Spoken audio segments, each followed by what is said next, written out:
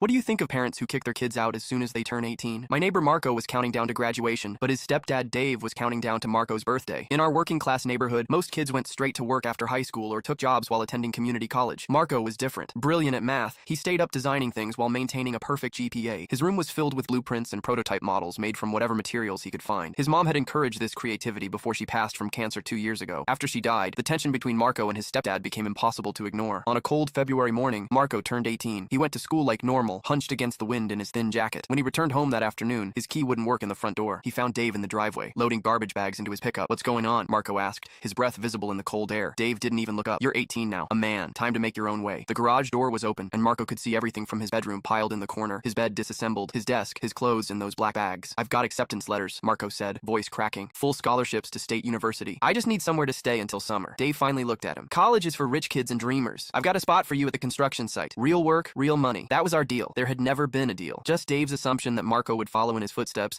abandoning those useless sketches, as Dave called them. That night, Marco showed up at our door with nowhere else to go. My parents took him in without hesitation. Mom set up the pull-out couch while Dad helped Marco retrieve his belongings from the garage before Dave could follow through on his threat to dump all this crap at Goodwill. Word spread quickly. The elderly widow next door altered her late husband's suit so Marco would have something professional to wear for his college interviews. Mr. Guzman at the local garage offered Marco weekend work to save money. Our high school counselor helped him file for independent status on financial aid forms and found emergency grants to cover expenses his scholarships wouldn't. For 2 months, Marco lived on our couch, studying late after working weekends. He never complained, always helped with dishes, and tutored my younger brother in calculus. I'd sometimes find him asleep with engineering textbooks spread around him, as if he was afraid to waste even a minute. Dave wasn't pleased. Several times he drove slowly past our house. Once he confronted Marco outside school, telling him he was making a fool of himself, playing student when you should be earning your keep. 2 weeks before graduation, Dave showed up at our door. He'd been drinking, not stumbling drunk, but bold enough to say what he normally kept hidden. "You're embarrassing the family," he told Marco. "Everyone's talking about how my son's homeless, begging for handouts. You think you're better than me with those college letters? Your mother filled your head with nonsense." The mention of his mom made Marco's shoulders stiffen, but his voice remained steady. "I'm not homeless. I found people who actually support me." Dave's face darkened. "You'll fail. First semester, you'll come crawling back." Marco just shook his head. "I won't be coming back." Yesterday, we helped Marco move into his dorm room. It was small but clean, with a desk by the window where he immediately spread out his drawings. His roommate seemed nice, another engineering student with practical experience. Marco has an internship lined up with a firm that focuses on sustainable building materials. His advisor was impressed with his portfolio, especially the designs he'd been working on at our dining room table. Meanwhile, Dave tells everyone his son is too good for honest work now, but I've seen Marco's plans. He's designing affordable housing units that can be quickly assembled from modular components, specifically for low-income families. He wants to revolutionize how we build homes for people who need them most.